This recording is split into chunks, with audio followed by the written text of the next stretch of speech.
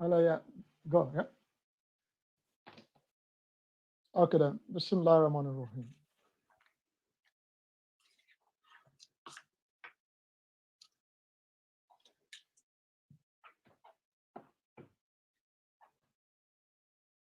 Bismillah ar-Rahman ar-Rahim.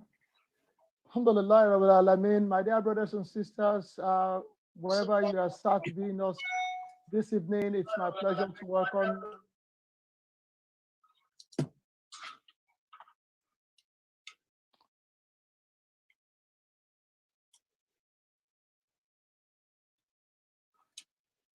It's my pleasure to welcome you to yet another edition of the online Dawah series organized by Nasrul Fati Society.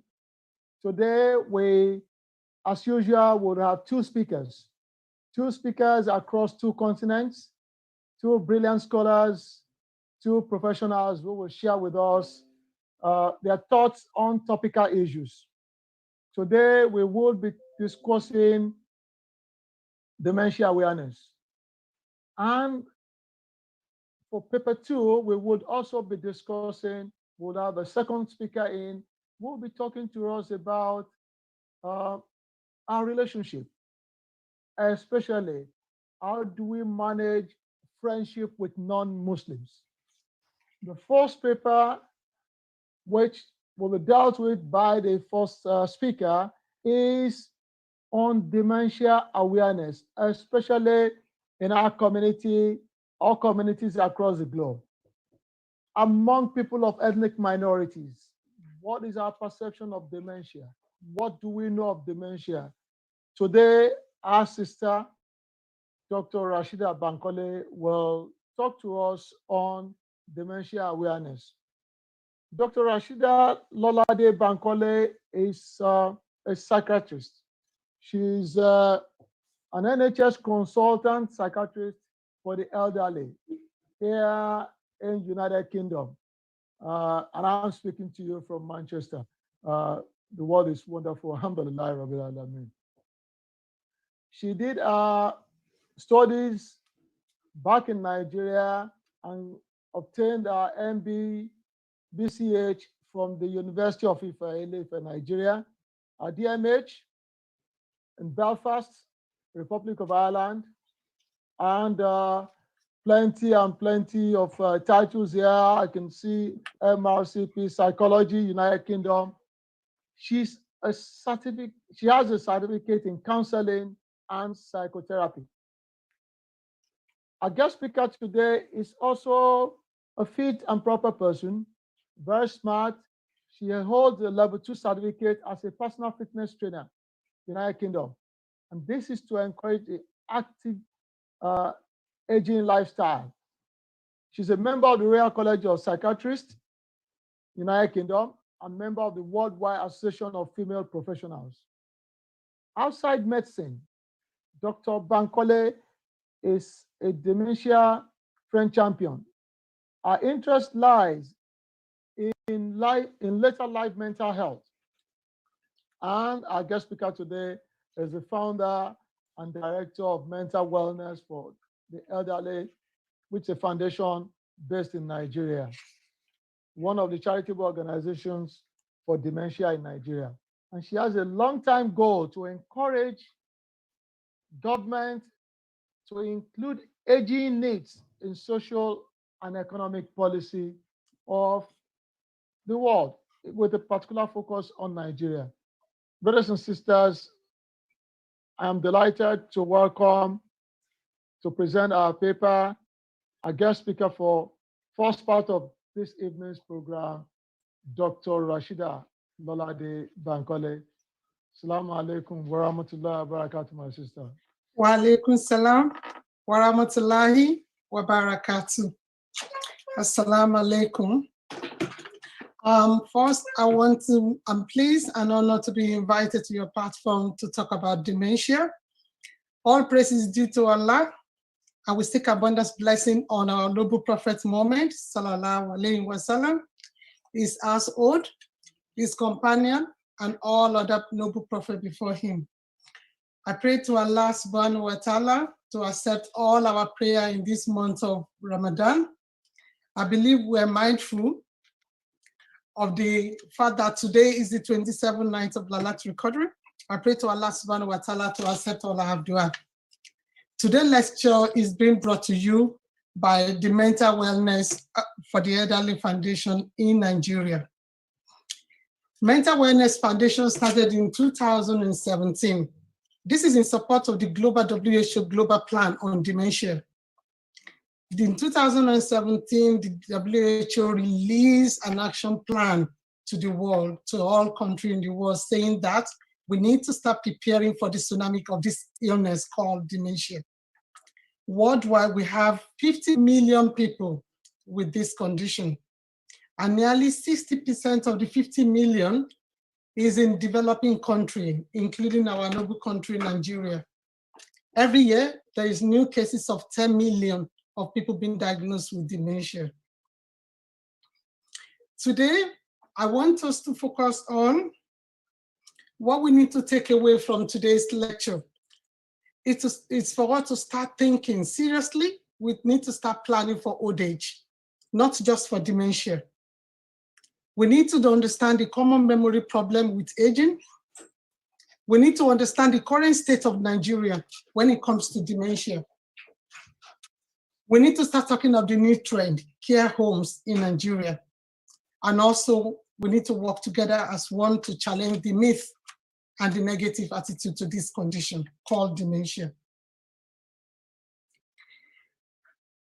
What is the fact? The fact that is known that among Blacks, among Africans, the later years of our life is the most neglected part. Apart from saving money for pension, we rarely think about what is going to happen to us in old age. I believe we all put the responsibility on our children. However, there is more to start thinking of when we get old. I'm going to start about talking about what exactly is this condition called dementia. It is an acquired condition. What does that mean is that you were not born with it. And there's going to be a decline in memory, not just memory, all cognitive functions, which include the ability to speak, the ability to write, the ability to dress for yourself, the ability to feed yourself, the ability to walk. And all this is going to impact on daily life, how to manage your day-to-day activities. And before they can diagnose this condition, the effect of that condition must be more than what is expected for your age. So the physician, the doctor will be able to make that diagnosis. Unfortunately, with time, it gets worse. It's a progressive illness. It is overwhelming and it is disabling. But the good news is that we can differentiate it from normal cognitive lapses. How do you differentiate it from what is normal, what is not normal? It is okay to forget people's names. It is okay to see people and take time to remember their names, but it is not okay to forget family members' names. When you start forgetting your family members' name, we need to start thinking whether you've got what we call dementia. It is okay to forget the kettle on, but it's not okay to forget to eat. It is okay to struggle to find the right word, but it is not okay to start using words inappropriately. It is also okay to forget the dates, the months, but it is not okay to start getting lost in the neighborhood. And also, it is not okay to forget your date of birth. You can have trouble signing check, but if you start struggling to recognize money, then it becomes an issue. You can lose your key, you can lose your glasses, or putting things in the wrong way, in a hard way, like putting iron in the fridge or putting key in the fridge, then it's an issue. People with dementia, they will have mood swing, and also there will be drastic change in personality. There are different types of dementia, but the commonest one is called Alzheimer's dementia. However, what you need to take away from today is that this condition affects different parts of the brain, and Each one produced different symptoms. Now, let's go back to the reason why we are here today, is to talk about how dementia is affecting us in Nigeria. Unfortunately, the UN classified Nigeria as the 6th worst place on earth for old people. As you can see in the picture, the Nigerian retired people, see the way they are and see the people in Europe. And when you see the National Population Commission from 2015 to 2017, you can see the steady number of elderly population in Nigeria. The last one was in 2017, and 2.75% of the total population are over 65. Now, there are 3 main challenges confronting elderly people in Nigeria right now. Number 1, poverty. This is due to loss of earning. We all know that. We're not able to work. The second thing is chronic diseases, not just dementia. In old age, you start having blood pressure, diabetes, cholesterol, heart attack, even cancer. And what is gaining attention now is elderly abuse in Nigeria, calling them witch, stoning them, burning them, beating them in old age. That is really gaining attention. And a lot of studies is looking into that, saying that we need to start working together to be able to face these 3 problems facing our elderly in Nigeria. Talking about dementia widely, dementia does not discriminate. It can affect any age. The incidence and the prevalence is increasing. If you are 80 years of age, 1 in 6 of 80-year-olds will develop this condition. And 1 in 14 of over 65 will also develop this condition. However, it does not mean every old people will have this condition. Study shows that the rate of dementia, which is 50 million, will double in 30 years. And what we know about Nigeria, the prevalence is increasing in Nigeria, right? But study shows that this is being driven by rapid population, number 1, and 2, poor understanding of the condition. In Nigeria, we're likely to be diagnosed with this condition at an early age. We're likely to not to receive proper treatment. We're likely to die early when we get this condition due to poor health sector. In Nigeria and the Nigerian government, the elderly branch of the Ministry of Women Affairs is known to be responsible for the care of elderly in Nigeria. At the moment, I'm not aware of the extent of what they were doing, but I'm aware that they do visit care home, the little care home we have in Nigeria, donating food and all that. But what we know is that there is more needed policy to look into the aging population of Nigeria. What is our reality now? Our reality states that because we have a very strong root in our culture, this is affecting the way we understand this condition, it's affecting the way we cope, even if we get the diagnosis, and how we're going to respond to it. However, studies have shown that even if we have this condition, religion and spirituality is what we use to cope, which is not a bad thing. But however, as Muslim, we know that Rasulullah told us that we need to tie our camel and put our trust in Allah. When we have a condition, we need to work together and look for treatment, and we need to pray for Allah to heal us.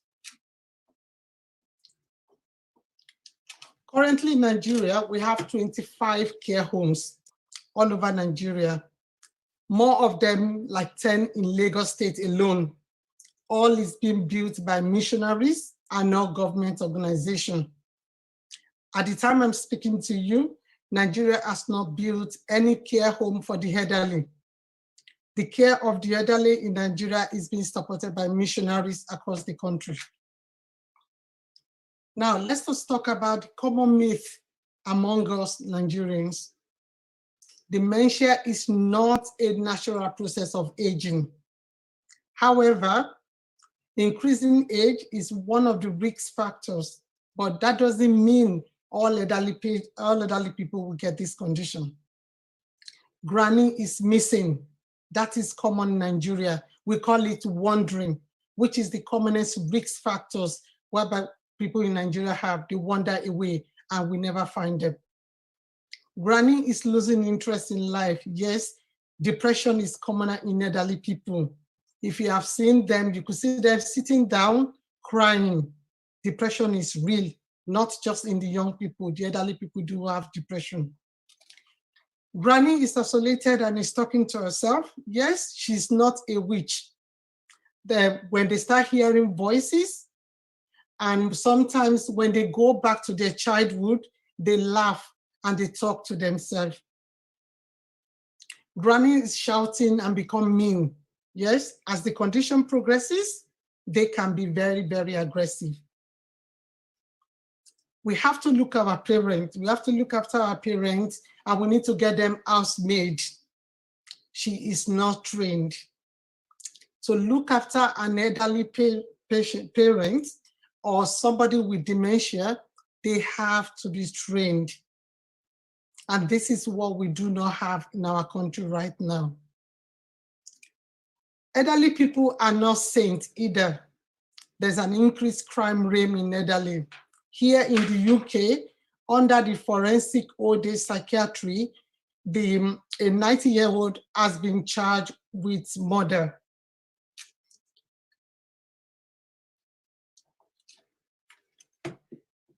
The fact about dementia, it is not just about memory. There's an aspect of dementia whereby you do not have memory loss, but it's still dementia. Dementia can cause physical damage to the brain, which is irreversible, but it is not an hopeless condition. And it is possible to live well with this diagnosis. And what that means is that having a diagnosis of dementia does not mean you cannot go back to work. And it does not mean you cannot drive. But from the time of diagnosis to the time of death is between the age of 5 and 26 years. So the life expectancy it has a wider range. It is very overwhelming. It can cause a physical, psychological, economic impact on the person with dementia, the family, and the society at large. I pray to Allah to make all our children the coolness of our eyes. But the unfortunate thing is that children are not able to look after the elderly anymore.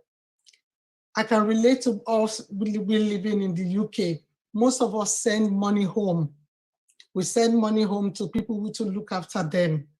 The question you need to ask yourself, when was the last time you cut your elderly patient their nails? When was the last time you feed them? When was the last time you bathe them? These are care for them. It is not about sending money home. It's not about food. It's about care. It's about love. It's about providing emotional support, physical contact, listen to them, hear them out, and listen and solve their worries. Now, this question goes to everybody, not just me.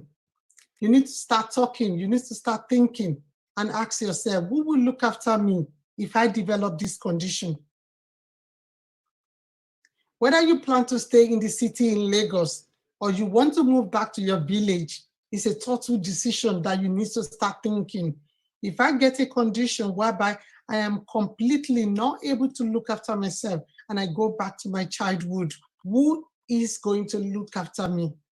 Who is going to be there 24/7 to change me, to brush my teeth, to change me, to take me to the toilet, to bathe me? Who exactly? You need to start thinking about that now. What is our future when we're talking about dementia? It is important for us to work together as a big Muslim community to start talking about how we need to start looking into the needs of the elderly among us. We need to start celebrating the elderly among us. through a yearly conference. We need to find a way to encourage Nigerian government to take a different approach to improve the life of elderly in Nigeria, especially people with dementia. What do we need in our community right now? We need this.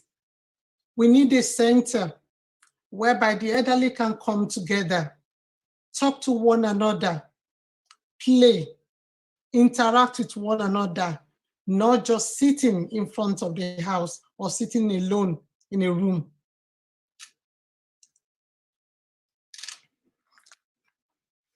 How are we going to do that? Dementia awareness is our first step, and that's what we're doing now. We need to work together to create a cultural appropriate better care for elderly people in Nigeria. We need to start now to adopt a granny within your community. Give them a gift of 1,000 naira or even buy them food. They don't necessarily have to be your mom or dad, but they need to be looked after. What would be our takeaway message today? October 1st is the Nigeria Independence Day, and it's also the International Day for Older People. I want everybody to take that away today, to remember today, to remember October 1st. When you're celebrating your independence, remember the elderly people in your community. Visit them, say salam to them, give them money. Say no to abuse of the elderly. This needs to stop. They are not wishes, they need to stop. We need to stop burning them, we need to stop beating them, we need to stop stoning them. As Muslim community, we need to talk about establish elderly conference, which I've already spoken about. We need to think about over 60 get-together plus, maybe every every monthly, depending on the number of the age population you have within your community. We need to give them a voice to let them talk about the problem facing them in old age. This is my dream dua for tonight. I pray to Allah to accept everybody's prayer tonight. I pray to Allah to give us a specific directions on how to advocate for a better care for the growing population of the elderly within our community.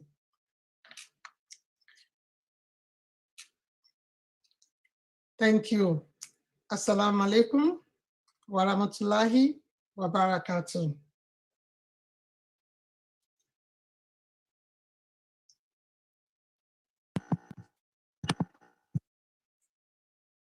Wa alaikum salam wa rahmatullahi wa barakatuh. Mashallah. Jazakumullah, Dr. Rashida Bankole. Thank you very much for a brilliant presentation. And that is what we need to know now, especially for those of us on this platform and everybody who is out there. As you celebrate your birthday and you rejoice and you look at it, it says you're moving towards your old age. And for fear of what may become of you, this is a time to begin to set examples of how best to treat our elderly and care for them and provide for them and correct that perception of what is witchcraft, what is dementia, what is health or age-induced health situation. I have a brother with me in the studio who will be moderating the question and answer session, and I'm going to invite Bra Mustafa Alabi to please take over. And there are questions for our guest speaker today, Bismillah, and then we can lay that. And I've seen a few of our elderly and respected leaders in the house. Missioner Siam is also here. Bra Mustafa, Bismillah. Alhamdulillah, Alhamdulillah, Alhamdulillah, Rabbil Alameen. Dr. Rashida Bankole, we appreciate the lecture you've given us. It's insightful and very expository.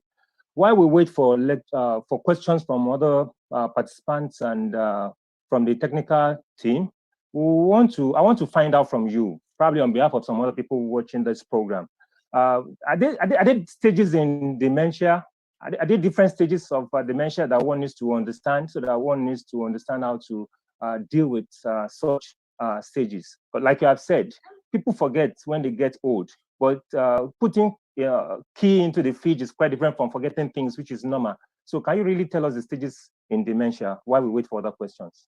Thank you. Yeah, we have the first stage, the middle stage, and the later stage. But to be honest, this is only for research purposes. Okay.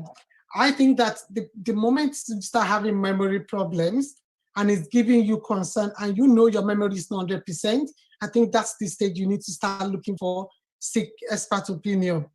Study shows that the earlier you start treatment, the better for the condition. So when we talk about the stage, late stage, the middle stage, it's for, yes, there are stages, but it's only for research purposes. So it's difficult to say this is the early stage, this is the late stage. But what we know about studies, that most people, especially African people, we normally present at a late stage when things have gone advanced. We're not able to eat, we're not able to walk, we're not able to brush our teeth, we're not able to shower, then that's when we start presenting to the physicians. MashaAllah. Thank you, our doctor. I also want to ask on behalf of the audience, we've understood now that there are no different stages. Of course, there are stages, but it's just for research purposes, like we have mentioned. However, from your presentation, dementia is not really for the old people alone. Even from what you said, from age 40 or thereabout, people can also have dementia. Now, for those early ages, how can one prevent it? Because from what you have said so far, there are no known causes or probably no cure for now for dementia from what you have said, but more or less of one is to manage it. So can you tell us, for those early ages, how can one prevent it? Probably maybe if you can go deeper from what you have said so far. Thank you. Prevention of dementia is a big topic on its own. Studies have shown that if we live a healthy lifestyle, eat good food, we stop smoking, not drinking, alhamdulillah, we're Muslims, and all these good lifestyles, healthy lifestyle, will take us a long way. However, preventing dementia is a big topic on its own. There are no medication, no tablet to prevent it, but there are brain stimulation exercises that people can do, like engaging in word search, crossword, and all that. In this part, there are brain stimulation therapy through the psychologists. But however, study shows that good education can confirm some protection against developing dementia. However, to talk about prevention is a big topic on its own. It's difficult for me to mention 1, 2, 3 and say, do this, we prevent dementia. Yes, it can be preventable. Healthy lifestyle can be preventable, but it's deeper than just telling you to do this, and that. But what I can tell you is to live a healthy lifestyle, eat well, exercise, stay away from drugs, stay away from alcohol, no smoking. All that will take you a long way.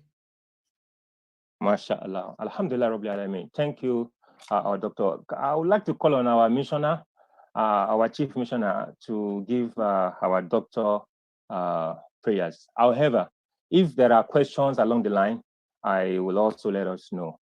Bismillah. Alhamdulillah. Alhamdulillah. Alhamdulillah Rabbil Alameen. We thank Almighty Allah for giving us the type of assistance that we have listened to today. We are a pride to Islam, and we are very happy to have you in our midst. You have really educated us, and you have corroborated what Islam says about the elderly. Prophet ﷺ says, he says, Malam yaram sogirana, wa yarifu akwa kebirana, faleza minna.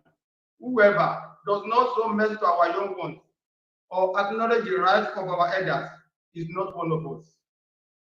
Whoever does not show mercy to our young ones or acknowledge the rights of our elders is not one of us. And when you go to Quran chapter 17, verses 21 to 22, Allah says, وَبِالْوَالِدَيْنِ إِحْسَانًا يَوْمَ يَبْلُغَ عِندَكَ الْكِبَرَ أَحَدُهُمَا أَوْ كِلَاهُمَا فَلَا تَقُل لَّهُمَا أُفٍّ وَقُل لَّهُمَا قَوْلًا كَرِيمًا وَاخْفِضْ لَهُمَا جَنَاحَ الذُّلِّ مِنَ الرَّحْمَةِ وَقُل رَّبِّ ارْحَمْهُمَا كَمَا رَبَّيَانِي صَغِيرًا. The concluding part of those two passages is that is to pray to Allah to bless your parents the way they are taking care of you when you are young. We thank Allah for your life. We thank Allah for the lecture that you are giving us today, and we pray that Allah make it beneficial to all of us. We pray to Allah to continue to increase your knowledge, strengthen you in Iman and Taqwa. Al-Fatiha. Bismillah ar-Rahman ar-Rahim. Alhamdulillah Rabbil Alameen. Ar-Rahman ar-Rahim. Maliki Yawmiddin.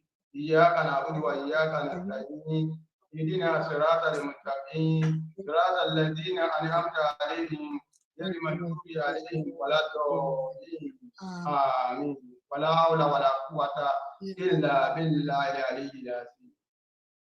Alhamdulillah. Thank you, our Chief Missioner. May Allah reward you abundantly. And thank you, our sister. Now, our next presenter is Dr. Lukman Adedeji.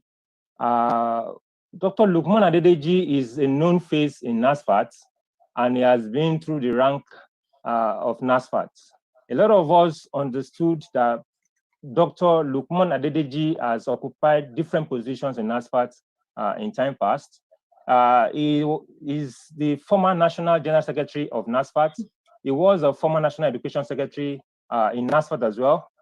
Currently, he is the coordinator, Ikoyi Dolphin Outreach of NASFAT, and a member board of trustees of Fountain University at Oshogbo. He is a scholar. He is the head of religious studies education unit, University of Lagos. He has presented several papers, both in Lagos and outside Lagos, and even outside the shores of this country. He's a great scholar, and he will be taking us on friendship with non-Muslim, which is part of our online Ramadan Dawah series. Permit me to present to you Dr. Lukman Adedeji. Dr. Lukman, Bismillah.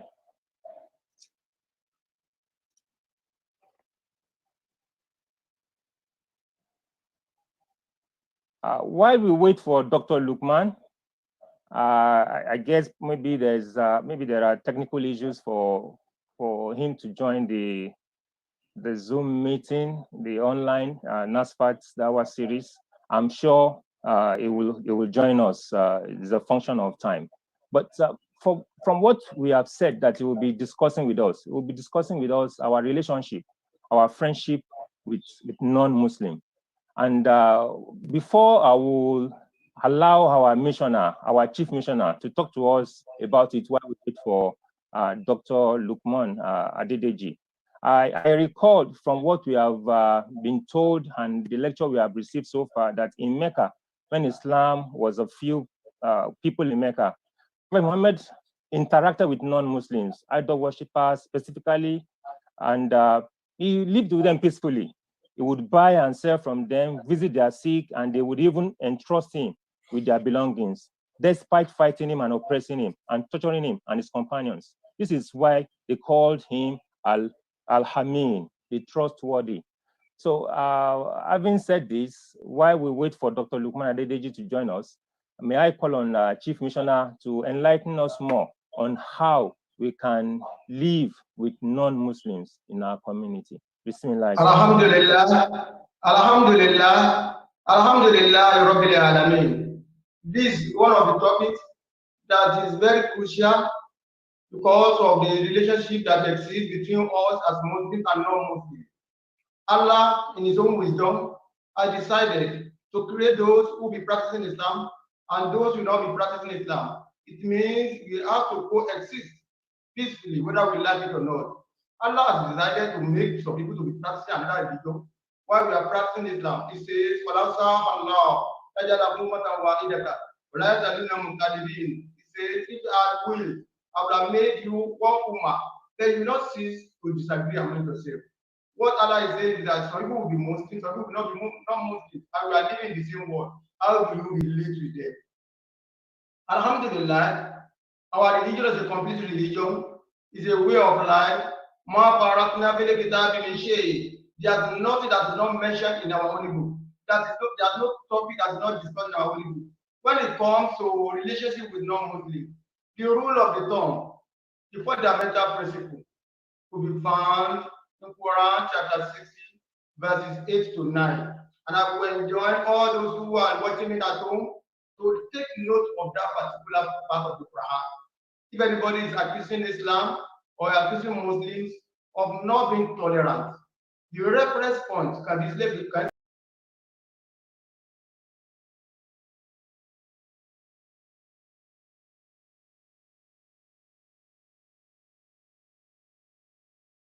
ولم يخرجوكم من دياركم أن تبروهم وتقسطوا إليهم إن الله يحب المقسطين إنما ينهاكم الله عن الذين قتلوكم في دينه وأخرجوكم من دياركم وظهروا على إخراجكم أن تولوهم ومن يتولهم فأولئك هم الظالمون.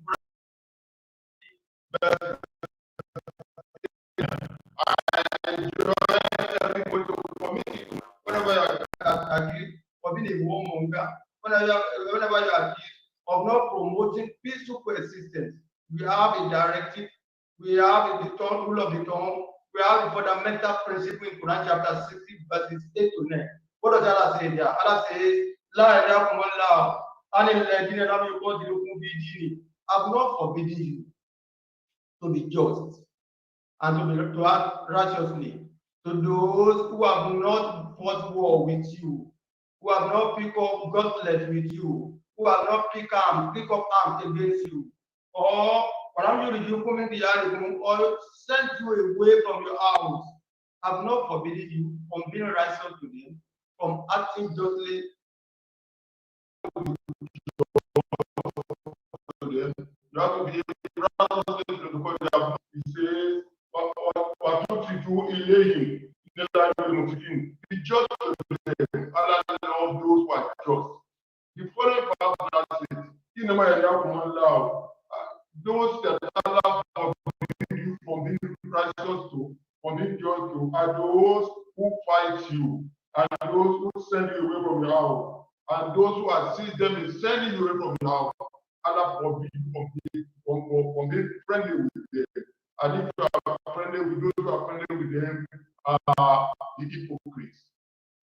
These verses of the Quran, two verses for that matter, that we find in Quran chapter 60, verses how we should relate with non-aggressive, non-violent,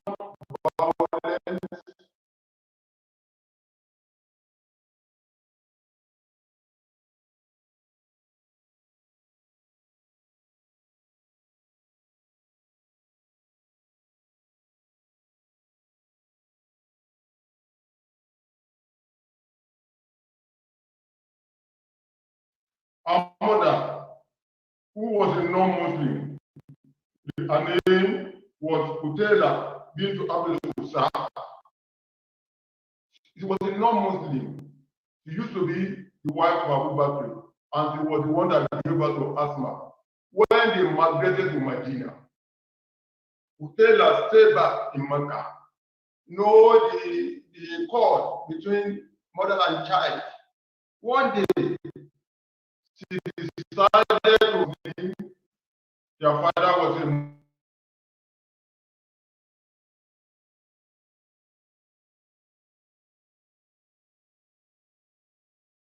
Muslim.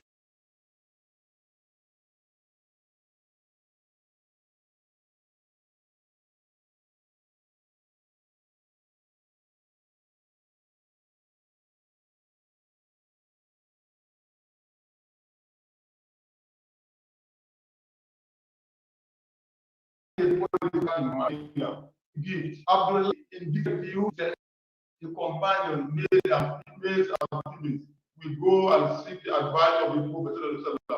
Asma, the daughter of Abu Bakr, now went to Muhammad.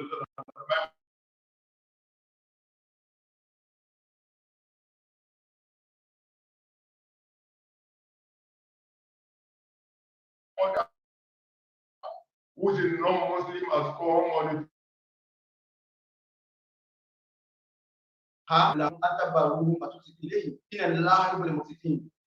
This who are this ayah and subsequent were between Asma and her mother Kutila. This shows that a non-Muslim who is not a warmonger, who has not driven you away from your home, who has not fought you, Islam does not forbid you from being righteous to them, from acting justly towards them. It will be remembered that when Prophet Muhammad sallallahu alaihi wasallam the man who served as his bodyguard by the name Abdullah ibn Ubaykit.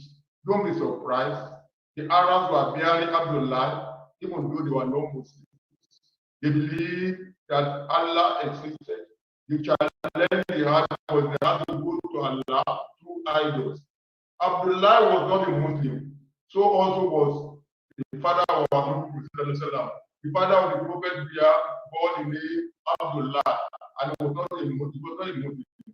In the Caribbean war then, Abdullah was a common name. Abdullah ibn Ubaykit was the guard of the Prophet when he was escaping from Makkah to Medina. What can be so difficult? What could be more difficult? What could be more engaging than entrusting your life to somebody who is not practicing your religion? And that was what Prophet said. This shows us that if there's a professional who can render services to you, regardless of his faith, patronize him. One is not violent, one is not aggressive, one is a peaceful person. You are talking about medical doctors, you need medical facilities, you need medical services.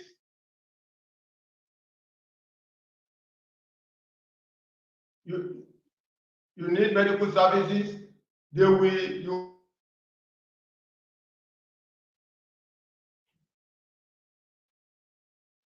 you have to go to them for services. You are allowed to seek the service of a non-Muslim. And that's what Islam teaches us. And that was what was demonstrated. When he saw the assistance, of Abdullah ibn Ubaykit, a non-Muslim, to show you that a Muslim can relate with the non-Muslim, especially the people of the book. Quran chapter 5, verse 5 encourages interfaith marriages between the people of the book, the Jews, the Christians. Islam allows a Muslim man to marry a non-Muslim woman who is a Jew or a Christian, not a politician. But the otherwise is not allowed in Islam. A Muslim woman is not allowed to marry a non-Muslim man, and the reasons are not perfect. The man is the leader of the house. If the Muslim woman says that I want to be practicing my religion, it will be very difficult for her to practice with a non-Muslim man. If a non-Muslim man says you want to eat pork, you want to take alcohol, a Muslim woman will find it difficult not to abide by the order of the husband. Number two, what kind of marriage would they do? Will they do a Muslim marriage or non-Muslim marriage? That's why Islam discourages the marriage between a Muslim woman and a non-Muslim woman and a Muslim man. Even though the scholars are saying that is discouraged now because there are so many Muslim women who are looking for husbands. Another evidence to show that Muslims relate peacefully with non-Muslims was some of the information, some of the bit of information that we find in tradition. 10 years after Hijrah, Prophet Muhammad sallallahu alaihi wasallam entered the alliance and they agreed to live together peacefully. 6 years after Hijrah, people from Nigeria, 16 non-Muslims, they were Christians. They visited our noble Prophet Muhammad sallallahu alaihi wasallam, and he hosted them in his mosque. This shows the essence. Moreover, Allah has created non-Muslim and created Muslim. As no reason for doing that. That's why I read out the ayah that says, if Allah had willed, He would have made all of us to plan there's no compulsion in religion. There's no compulsion at all in religion. Muslims and non-Muslims can cohabit peacefully as long as that non-Muslim is not waging war against you And I give you the example of Prophet that who saw the assistance, who saw the assistance of a non-Muslim when he was escaping from Mecca to Medina. And that can be applied to you too. You need medical services, you need to fly here. You can't claim to say that, oh, I only want a Muslim to fly me. Now, the prophet in his own mosque in Medina. There are people of Nigeria, about 60 of them. And I mentioned of so many treaties that were signed between Muslims and non-Muslims. The signing of those treaties was spearheaded by our noble Prophet Muhammad sallallahu alaihi wasallam. The only thing is that Muslims are to be careful when Alhamdulillah. My CM. Alhamdulillah. When you are selecting friends, you should know when to cross, when you are not to cross the border. You should let them respect your feelings, let them know that you are a Muslim, and you don't compromise on it. Even if they want to do everything, whether it's a Muslim, let's acknowledge that fact from within. May Allah continue to increase us in iman and taqwa. Thank you, our Chief Missioner. Alhamdulillah. Why Chief Missioner was holding for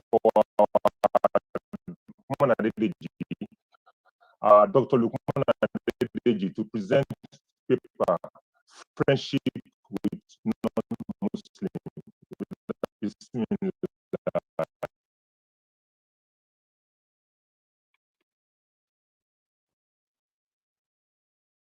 Dr. Lukman, Bismillah.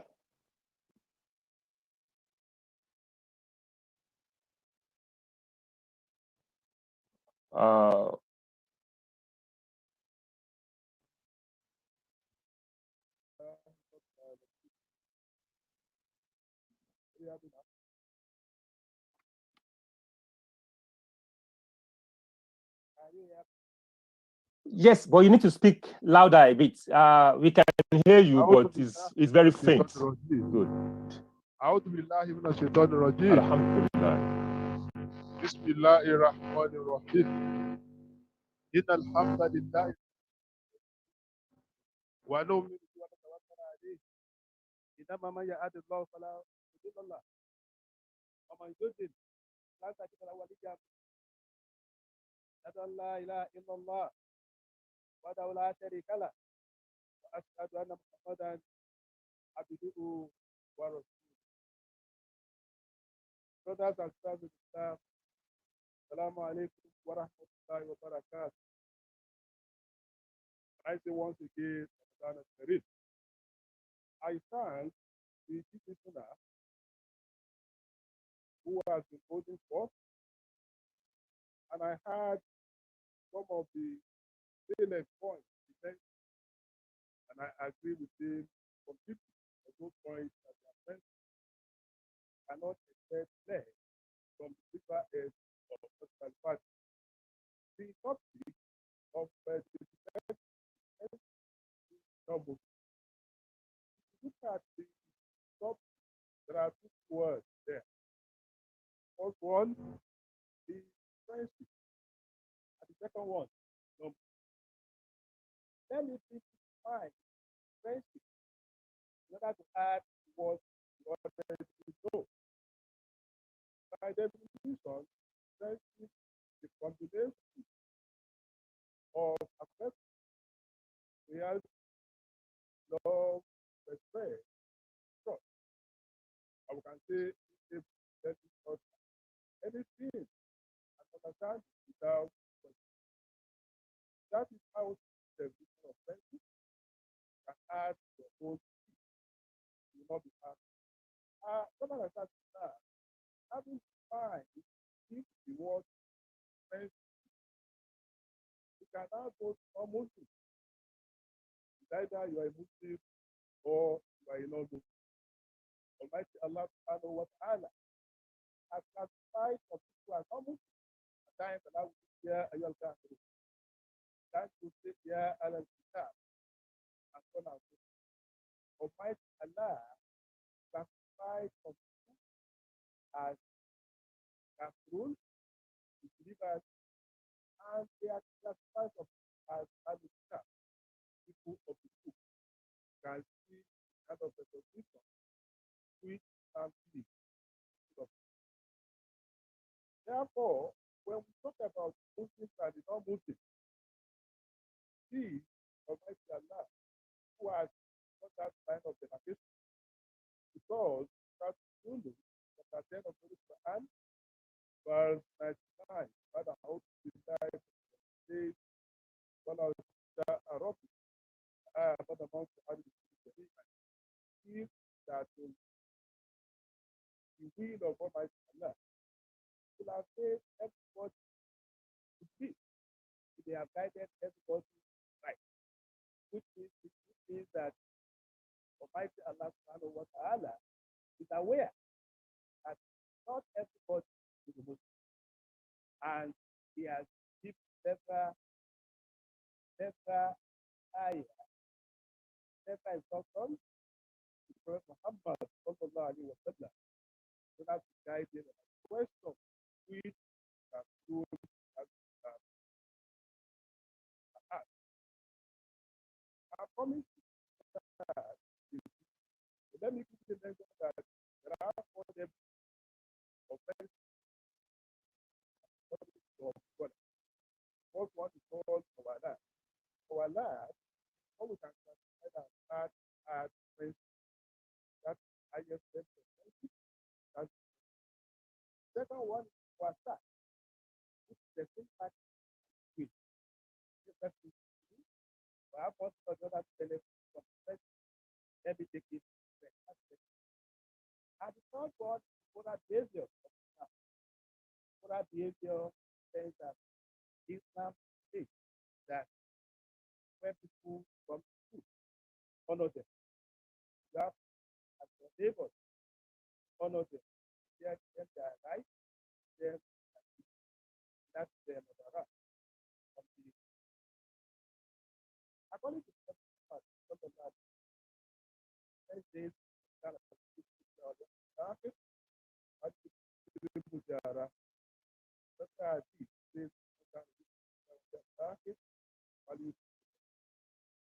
God says, never believe Allah, day of perfection, honor is favor. But that is honor care. That's not the offense. So that the first one is Allah. Faith and peace. As a sister, exercise everything that and that said, not be.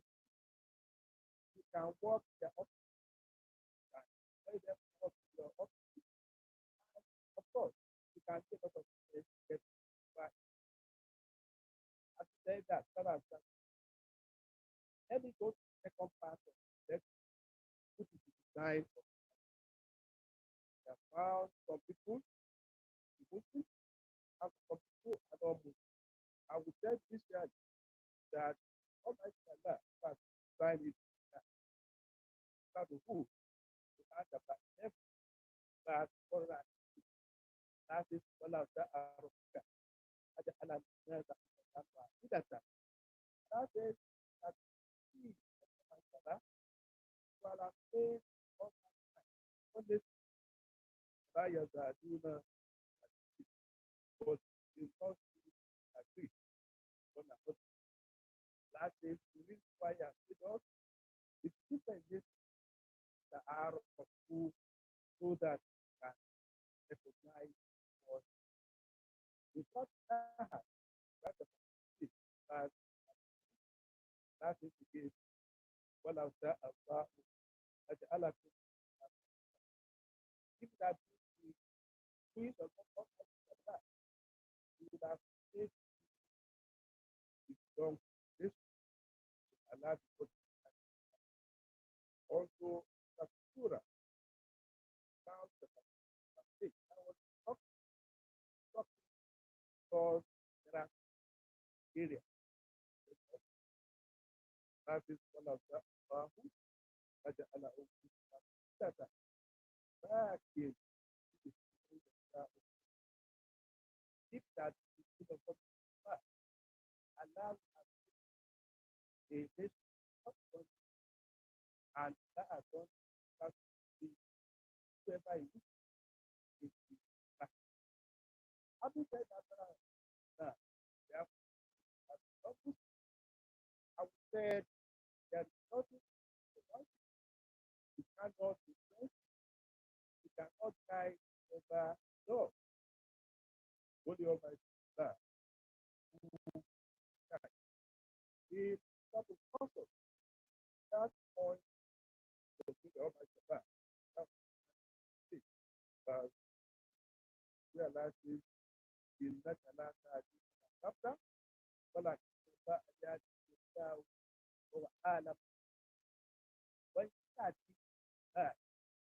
that day, you cannot guide whoever you will.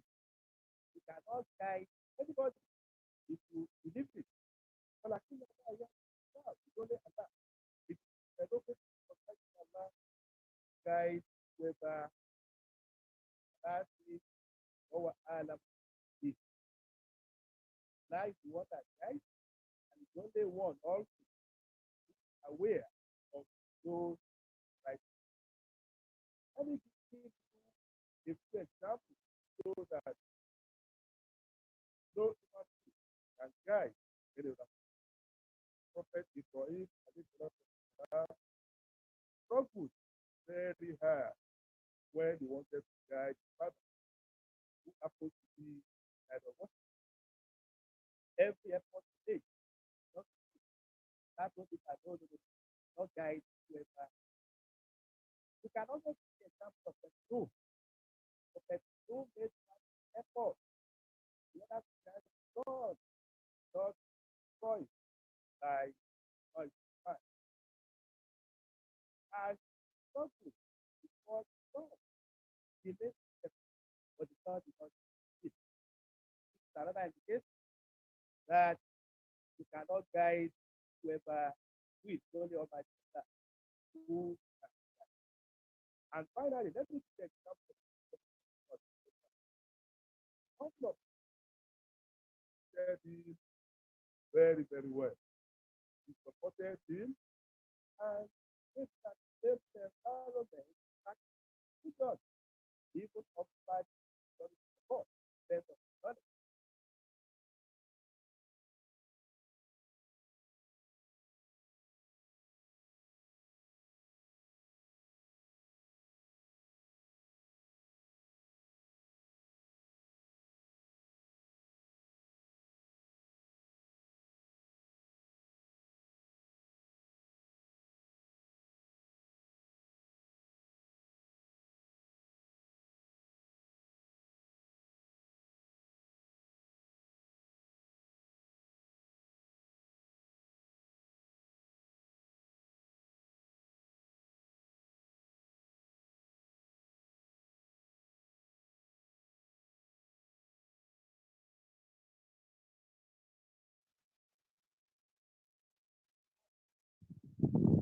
Alhamdulillah. Alhamdulillah Rabbil Alameen.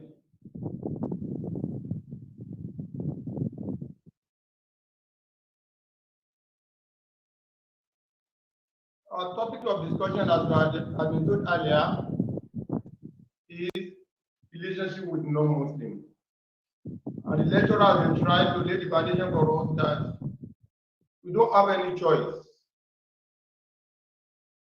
but to live or coexist peacefully with people of other faith, who the Almighty Allah and His infinity mercy decided to bring you together.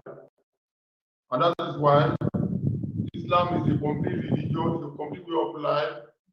They are giving us the principle to follow in Quran chapter 60, verses 8 to 9. And we have seen some samples in our noble Prophet Muhammad sallallahu alaihi wasallam as well. Prophet related with non-Muslims, he related with faith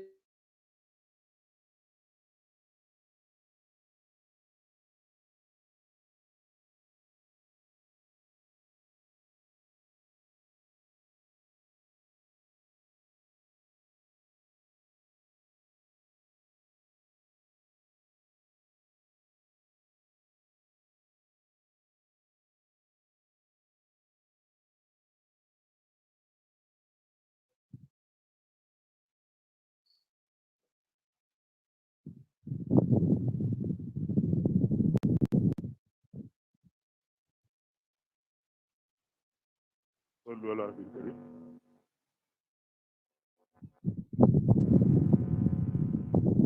صلوا على النبي الكريم.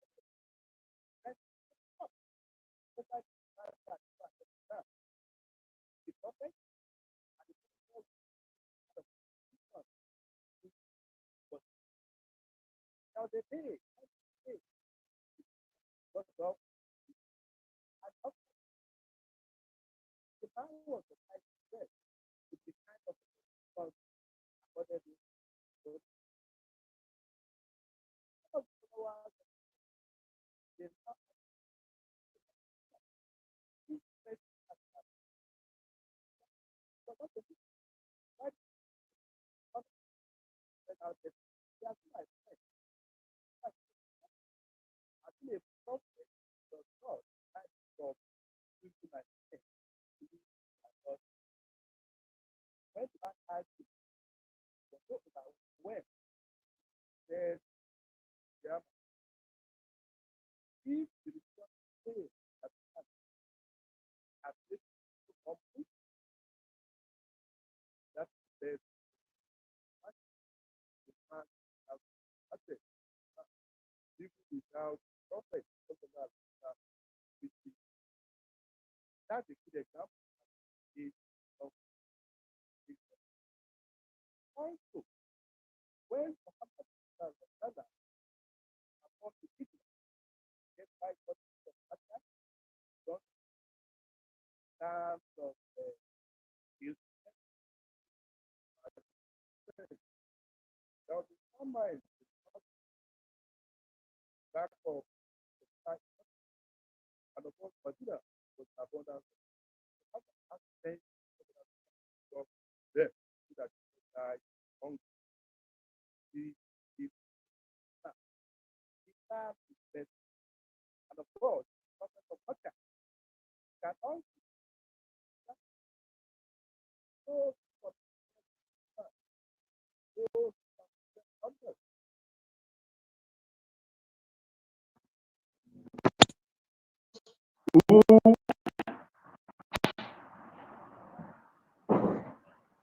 Sallallahu Alaihi Wasallam. Sallallahu Alaihi Wasallam. Brothers and sisters in Islam, I have given the example of the Holy Quran. The Holy Quran, Chapter 60, verse 8, has given us the mandate that we can take non-Muslims as friends.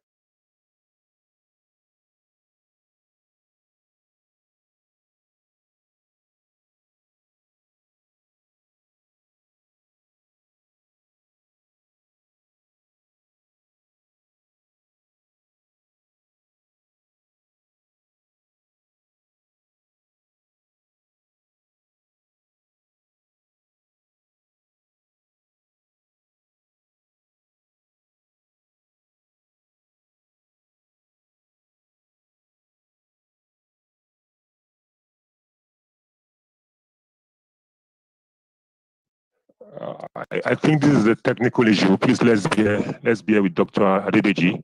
He will soon join us. Please bear with us. It's a technical issue.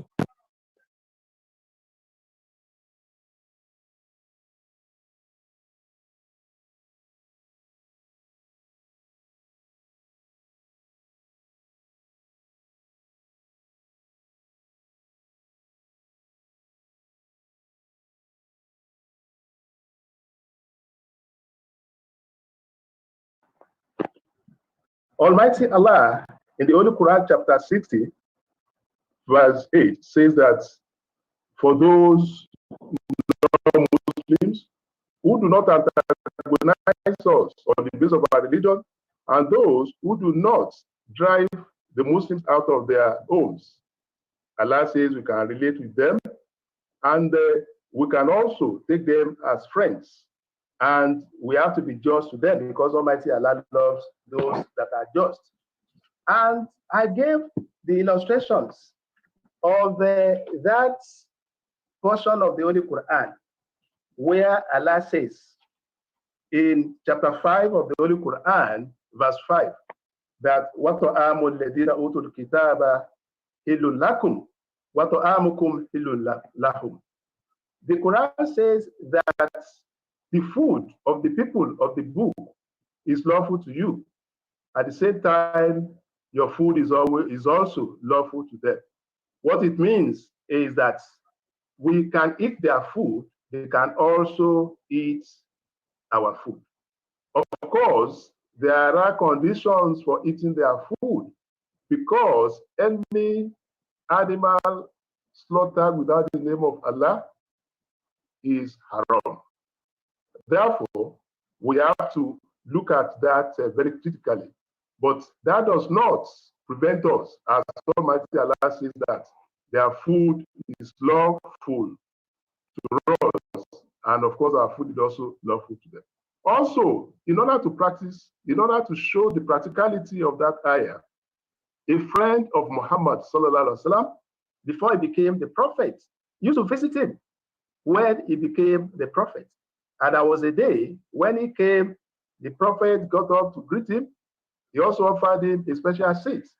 And of course, the people around, the Muslims, they were amazed that, yeah, Muhammad, you have given this kind of recognition to a non-Muslim. Don't you know that you have not accepted religion?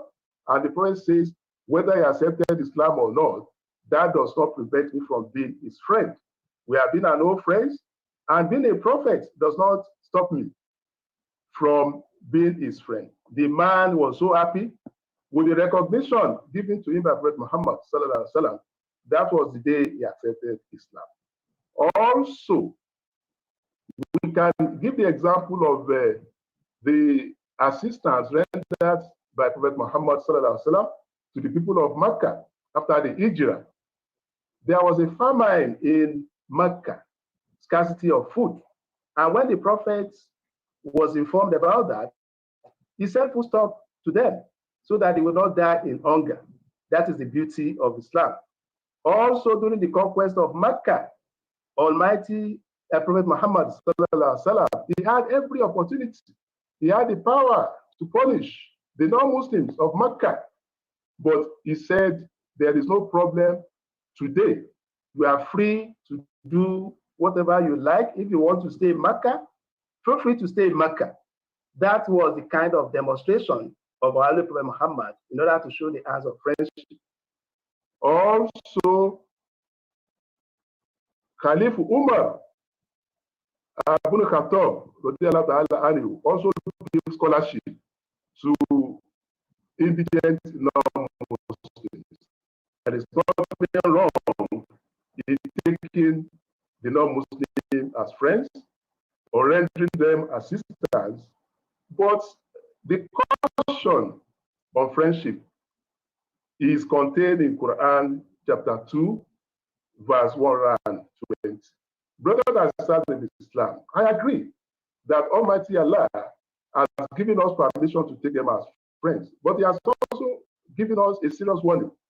Quran says, "Walan taridu ankal yahudu wala nasara hatta tattabi'a millatahum." Oh, Allah warned that the people of the book, the Jews and the Christians, they will not be happy with you hatta tattabi'a millatahum, until you follow their religion. Kul, Allah now says, Inna udallahi wal huda, wala in tabata awa'ahum, ba'da alladhi ja'aka min al-ilm, ma laka min Allahi min waliyyin wala nasir. That's a warning that, of course, we can take them as friends, we can relate with them peacefully, but we should have it at the back of our mind that the Christians and the Jews will not be happy. There is no amount of things that we do that will satisfy them. The only thing that will satisfy them is for us to follow their religion. Allah has used this as an example. He used the Jews and the Christians as an example. Perhaps Almighty Allah is now showing us that He knows better than us. There is something that is trending in Saudi Arabia now, as reported by world media houses, such as Al Jazeera, BBC, New York Times, etc., etc. What is it trending? The Supreme Court of Saudi Arabia has abolished flogging as a legal punishment. And this flogging is Quranic injunction. For example, Quran chapter 24, verse 2 stipulate 100 lashes for committing folly. Verse 4 stipulate 80 lashes for slander. If there is a slander against somebody committing fornication and there are no for witnesses, stipulates 34. Floods is also recommended for rebellious wife. If Almighty Allah has given us these rules, in respond to the pressure by the Western world. What is Western world saying? Flogging is parochial. Flogging is against the fundamental human rights.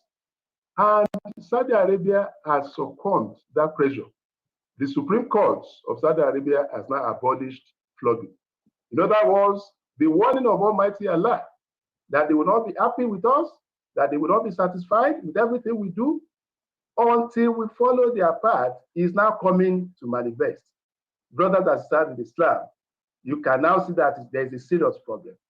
Despite the window given to us by Almighty Allah to relate with them, to take them as friends, what will satisfy them is for us to live our religion. Look at what Saudi Arabia has done. And we can also give the example of the Western world trying to tell the old world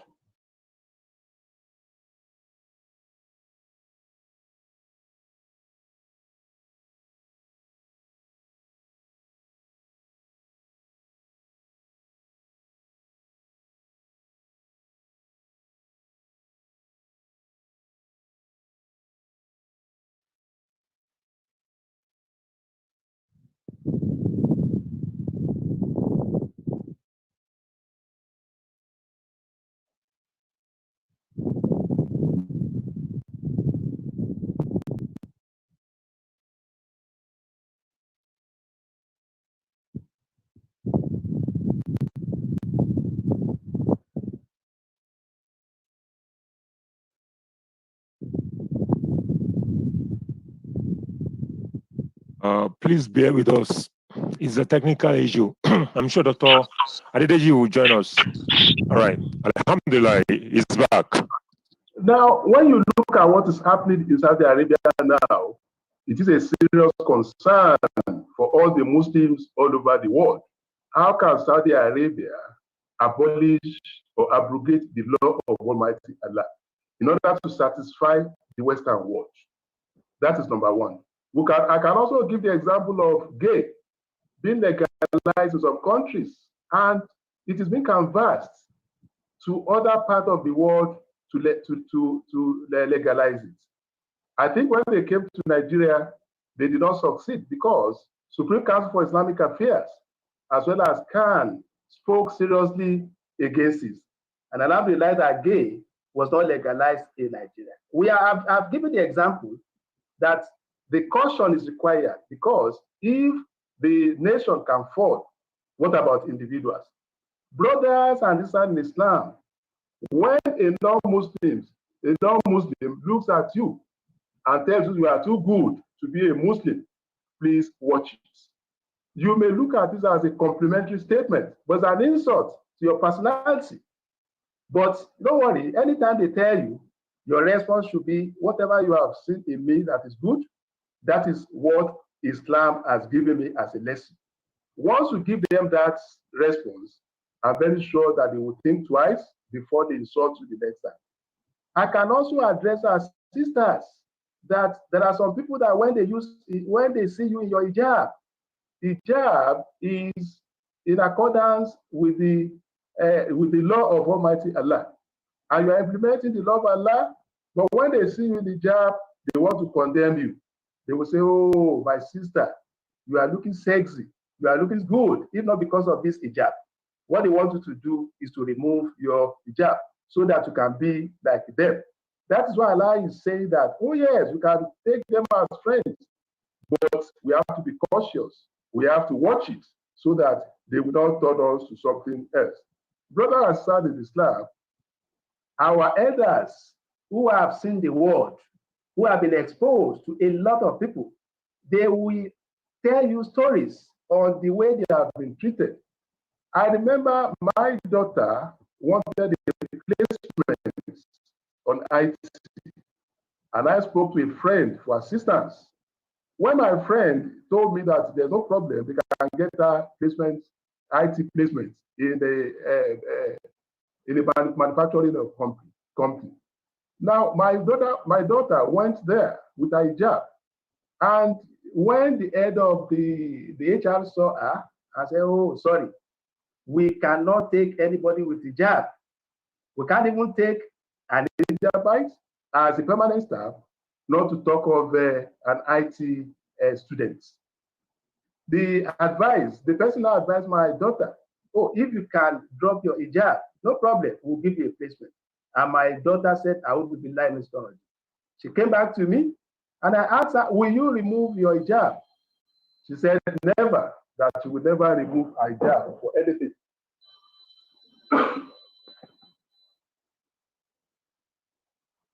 That she will never remove her hijab for anything. Alhamdulillah. We can also remember our sister, Afridaus Amasa, who was asked to remove her hijab before being admitted into law school. She also insisted, she claimed her right. If at all she lost a whole year, that is the kind of sacrifice. That is why Allah is warning us that, oh yes, take them as friends, but you have to watch whatever they do so that they will not succeed in changing you to something else. Brothers and sisters in Islam, when you have friends, you belong to a particular organization, and they fix their meetings, their programs during the period of Salat, just note that it is an attempt to take you out of Islam, and you have to be wary of that. When they invite you to luncheon, and that happens to be the period of Salat, brothers and sisters in Islam, that is a great gift. You have to be careful. Allah does not say that we should not take non-Muslims as friends. Oh yes, we can relate with them. But Allah is saying that when you are relating with them, always be watchful, always be careful, always be courteous, so that you will not compromise your religion in order to satisfy them. Almighty Allah even described it in the Holy Quran, chapter 3, Surah Al-Imran, verse 119. Allah says, Antum tu'ibunahum wala yu'ibunahum. Allah says, you are the one that love them. They don't love you at all. That is why Almighty Allah is giving us that warning that we should be wary of the people that we choose as friends, despite the fact that Allah has given us that window of opportunity, but we have to use it with caution so that we will not lose our religion, will not lose our value, so that we will not lose everything that is Islam in us. Now, Allah also in the Holy Quran, Surah Al-Imran, gave us categorical statement. That categorical statement says, وَلَا تَتَّخِذُوا الْمُؤْمِنِينَ الْكَافِرِينَ أَوْلِيَاءَ مِن دُونِ الْمُؤْمِنِينَ. Allah says, brothers and sisters in Islam, let us take this advice of Almighty Allah, that we should not take as friends the disbelievers over our believers. Let the priority of choosing our friends, which is heart-to-heart friendship, let it be based on religion.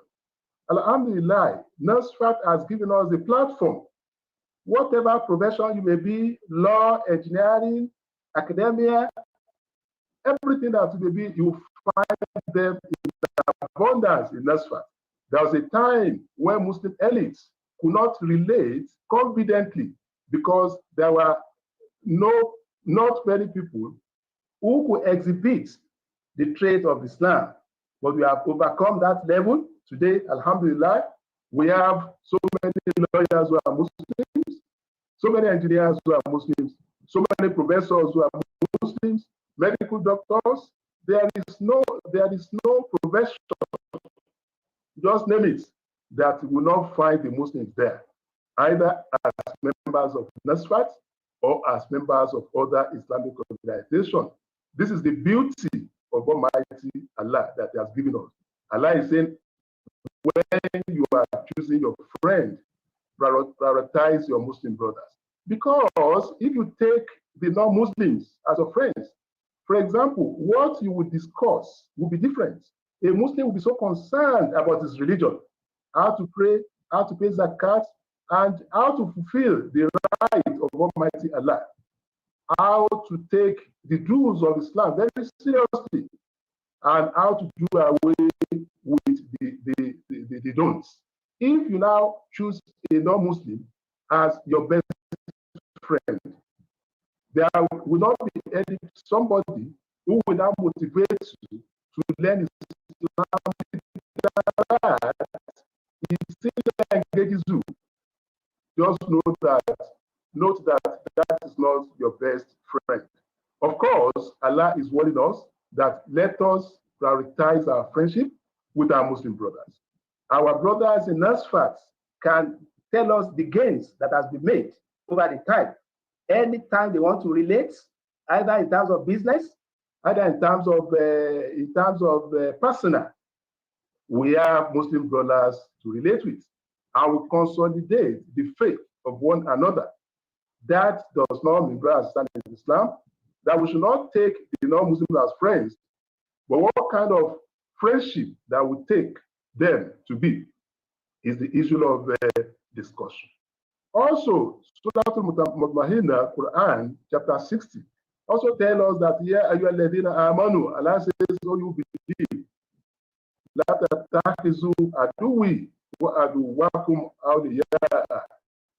Do not take my enemy and your enemy as friends. Who are the enemies of Allah? Who are the enemies of human beings and Muslims? Muslims. We try, they want to relate to, to tell you about something of not that is not so important to you. Brothers and sisters in Islam, the risk of every Muslim has been calculated by Almighty Allah. The money you will make in life, the food you will eat in life, the position you will get to in life. And you will not go back to Almighty Allah unless that has been fulfilled.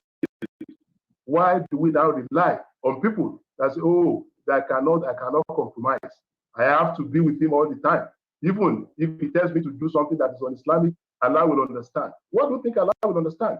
Let us choose our Muslim brothers as our best friends, because we'll be able to consolidate one another in nourishing our faith. Because when we take them as friends, there are a lot of implications. During Jumat, they may invite us for luncheon. During Salat, they may have meetings. And I want our Muslim brothers, this is a hard fact. If you are still affected in that, please try and adjust. It will not be easy to adjust, but may Almighty Allah make it possible for you. The first thing you have at the back of your mind is the fact that nobody can make you rich unless Almighty Allah decides that you will be rich. And at the same time, nobody can make you poor. If the whole world gathers to give you a benefit, it is not, Almighty Allah will not make it happen unless it has been part of your destiny. And at the same time, we want to cause you any harm. Without the power of Almighty Allah, it will not happen. Therefore, the enemies of Allah are those who want to derail us from our religion. They want to derail our families. They want to derail everything we do so that we can follow them. Let me now advise the brothers and sisters in Islam as the concluding part of this lecture.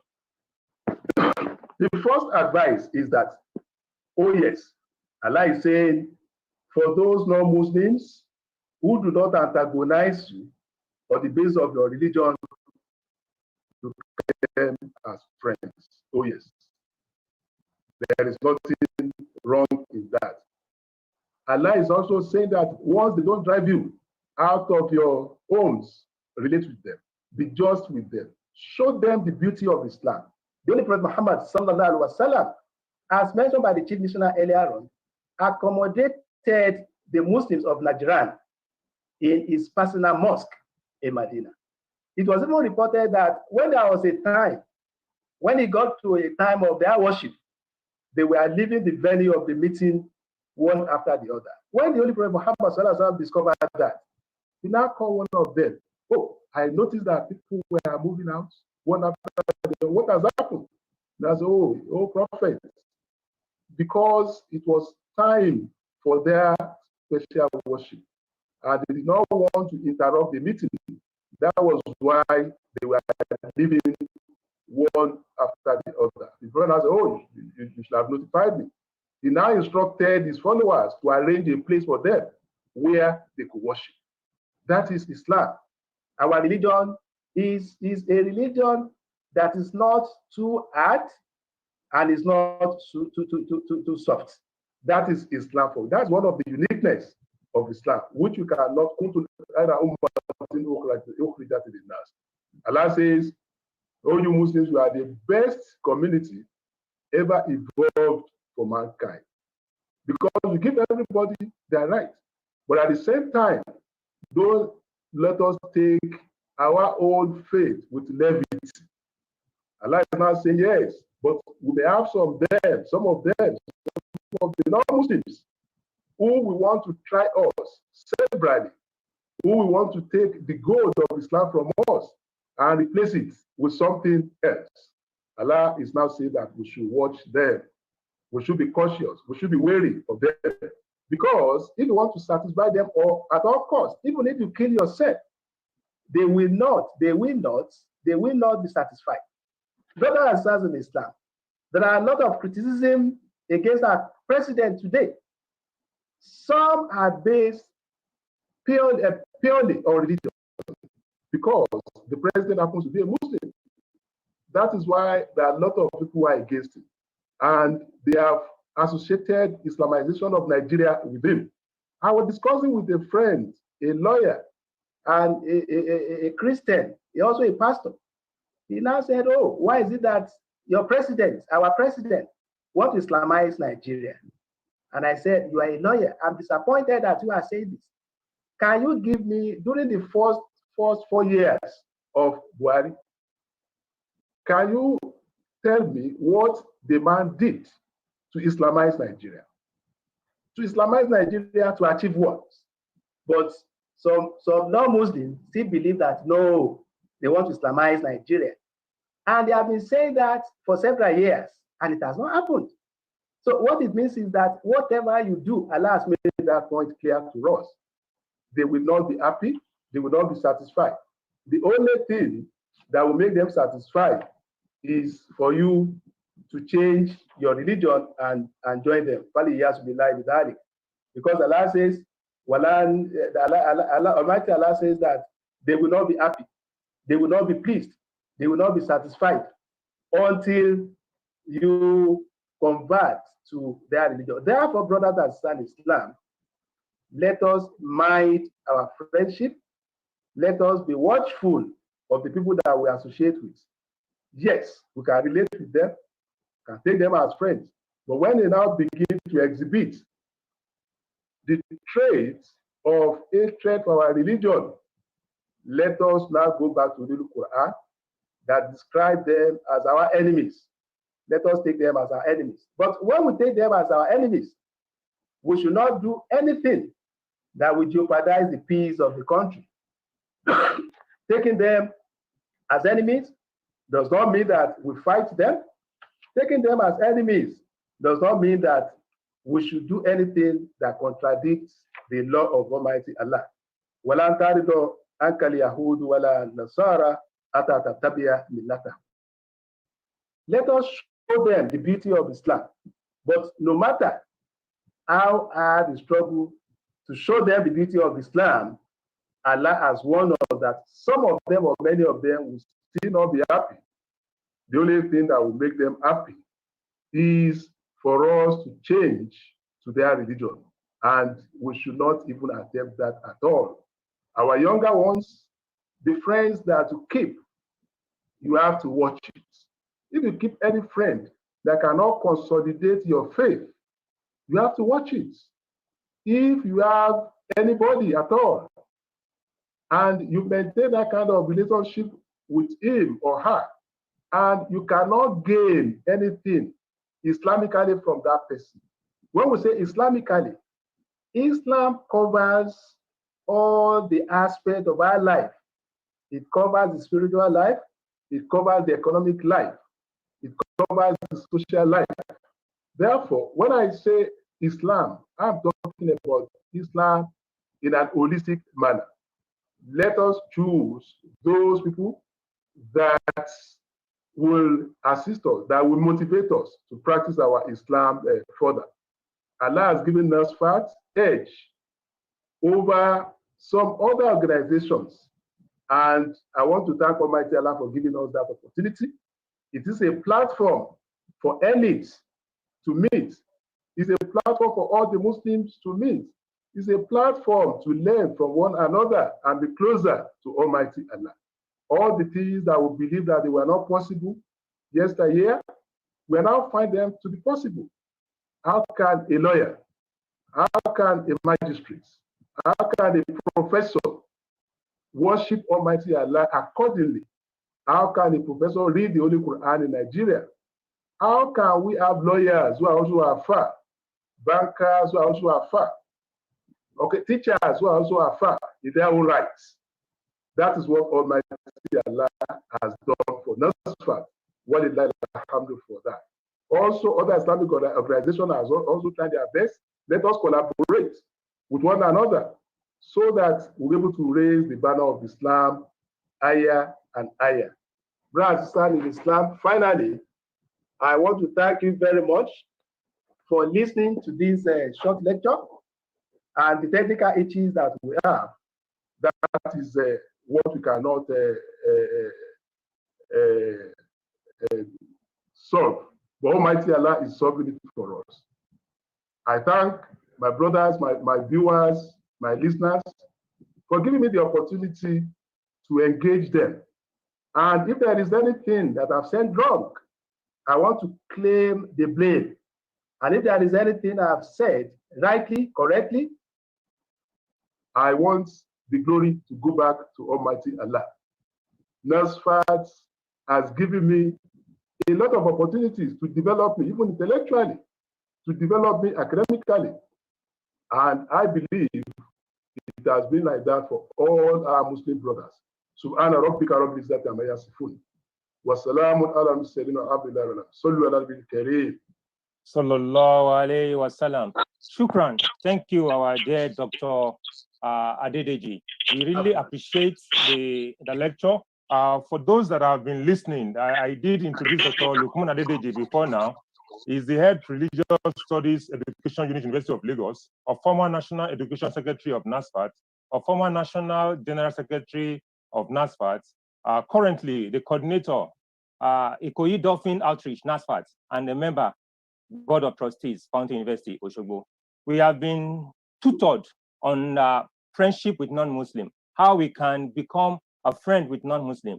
And we have been, he has taken us through a lot of activities of how to become a friend with non-Muslim. Among the things we have been told how they interacted with Muhammad, how Muhammad interacted with them in those days. We have been told about caution of friendship, that we can be friends with them, but there should be a caution. There must be a borderline with our friendship. So we'll be taking questions now. But before we take questions from the audience, I want to ask our dear Dr. Lukman Adedeji. You mentioned 4 levels of friendship, in being a friend with non-Muslim. Can you further enumerate the 4 levels of friendship you have mentioned in your presentation, sir, for clarity purpose? During the period, the audio was not really very clear, so that people can benefit from the 4 levels of friendship. Thank you. Thank you very much, Mr. Moderator. I mentioned 4 levels of friendship, 4 levels. The first one is heart to heart. The Yorubas will call that heart to heart as Orikosu. That is the best and the highest form of friendship.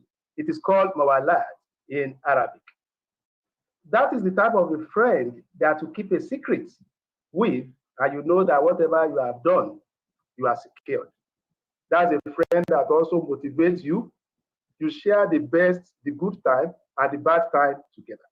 The second one is the sympathy and goodwill. That is called Mawasat.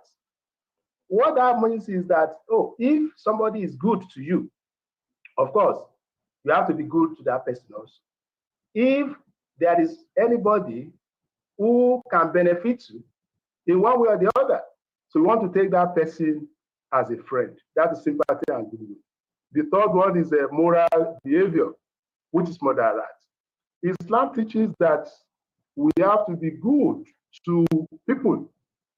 According to the hadith of the Prophet, the Prophet says that whoever believes in Allah, man kana yu'minu billahi wal yawmil akhir falyukrim dayfahu. Whoever believes in Allah and his prophet, he should honor his guest. When a guest comes to your house, whether a Muslim or a non-Muslim, Islam teaches that you be nice to that person. That is the moral behavior of Islam. Also, your neighbor. The Prophet says,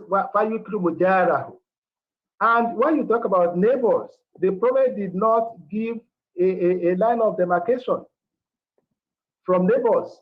He did not say you have to be good to your Christian neighbors or Muslim neighbors. No, he took them in block, neighbors.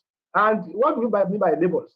When you count 40 houses by the right side, 40 houses by the left side, those are your neighbors.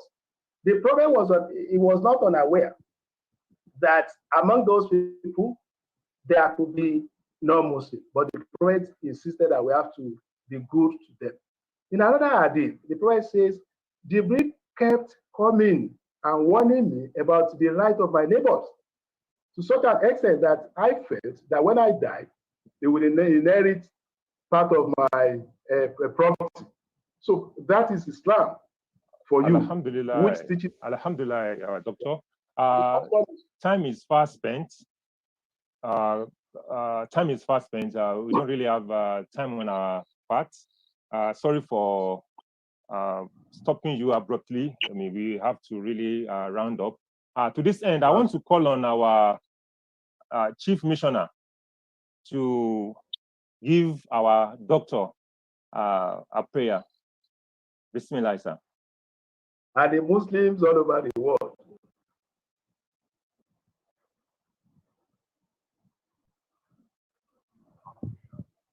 Alhamdulillah, Alhamdulillah, Alhamdulillah, Rabbil Alameen. Dr. Lukman Adedeji has served society with so many capacities, and it is serving us. The Almighty Allah continue to be with you. May Allah reward you abundantly. May Allah make you realize your ambition. In academics, the ambition of every academician is to become vice chancellor. May Allah make you to become one. May Allah take care of what you have cared for you. Bismillah ar-Rahman ar-Rahim. Ila bi-Quraysh, ila bihim al-lata al-shita'i was-sayf. فليعبدوا رب هذا البيت الذي أطعمهم من جوع وآمنهم من خوف ولا حول ولا قوة إلا بالله العلي العظيم.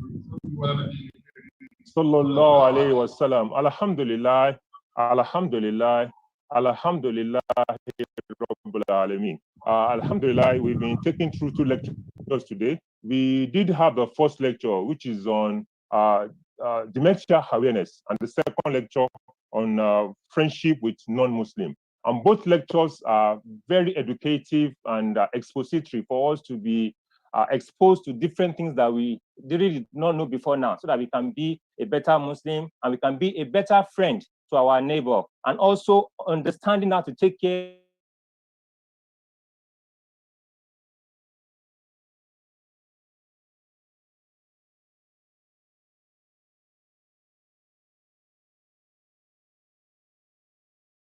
of our aged people and our aged parents. To the end day, this is our episode. May Allah make it easy for all of us. To everybody in the house, we appreciate the viewers, we appreciate each and every one of us.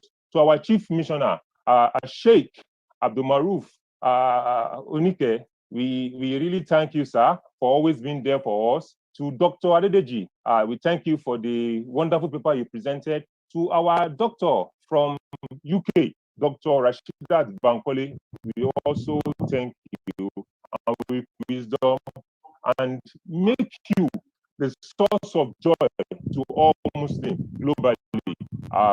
Thank you so much for watching. We hope to see you next time. Masalam.